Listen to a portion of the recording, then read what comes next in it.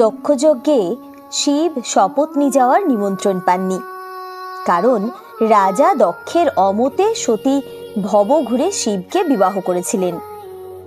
এতে পিতা দক্ষ দারুণ অসন্তুষ্ট হয়ে সতীকে কাছে টানেননি।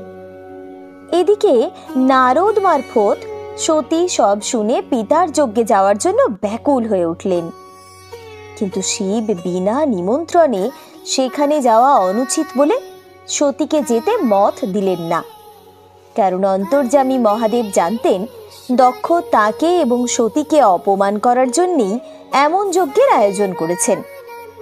কিন্তু বাপের বাড়ি যেতে মেয়ের কোনো অনুমতি লাগে না বলে সতী যাওয়ার জন্য শিবের কাছে বারবার অনুমতি প্রার্থনা করলেন। শিব ও গোঁ ধরে বসে রইলেন, অনুমতি দেবেন না।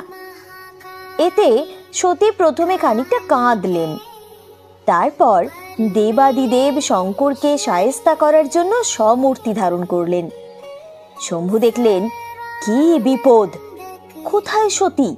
হে যে দেখছি ভয়ঙ্কর কৃষ্ণবর্ণা নগ্না এক উগ্র নারী মূর্তি, তার লাল টকটকে জিহ্বা, হাতে খড়গ, গলায় মুন্ডমালা। এই ভয়ঙ্কর অগ্নিশর্মা উগ্র মূর্তি দেখে শিব পালাবার চেষ্টা করলেন, কিন্তু কোন দিকে যাবেন তিনি?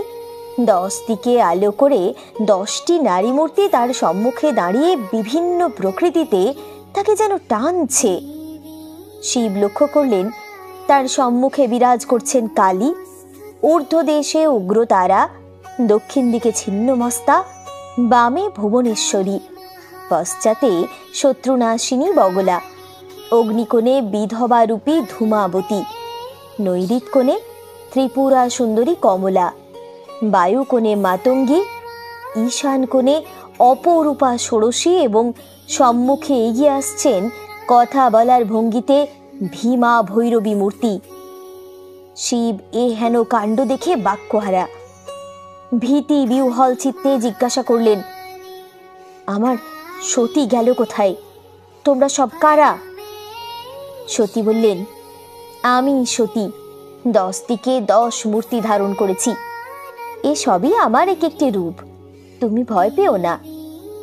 শঙ্কর তখন মনে প্রাণে পত্নীর মাহাত্ম্য অনুভব করলেন, আর সতী যে মহাশক্তির সাক্ষাৎ রূপ তাও বুঝলেন এবং বাপের বাড়ি যাওয়ার অনুমতিও দিয়ে দিলেন।